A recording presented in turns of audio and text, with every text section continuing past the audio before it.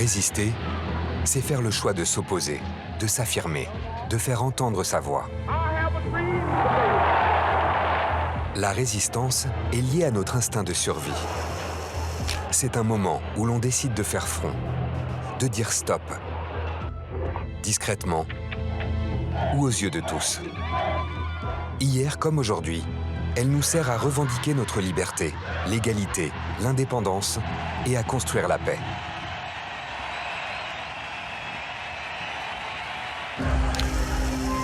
L'année 2022 a été marquée par de nombreux épisodes de résistance. Partout dans le monde, les populations se sont défendues face à l'ennemi extérieur, ont revendiqué des droits, montré leur désaccord avec la politique de leurs dirigeants, ou encore alerté sur les dangers encourus par notre planète. Ces événements témoignent de la volonté des peuples de s'approprier l'avenir de la nation qu'ils composent.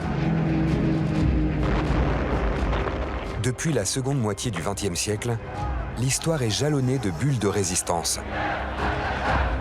Bruyantes ou silencieuses, héroïques ou discrètes, souvent réprimées dans la violence.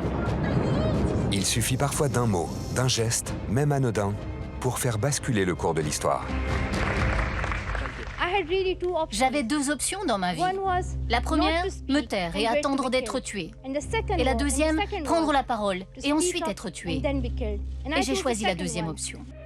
Malala Yousafzai, Gandhi, Nelson Mandela ou encore Martin Luther King ont été des résistants. Ils et elles ont contribué à faire changer la vie de millions de personnes et ont en ce sens participé à l'élaboration de la paix. En prenant les armes ou en levant la plume ou le poing, les peuples de notre époque se défendent contre l'oppression. Ils s'élèvent contre l'injustice et tentent d'attirer nos regards sur des situations graves.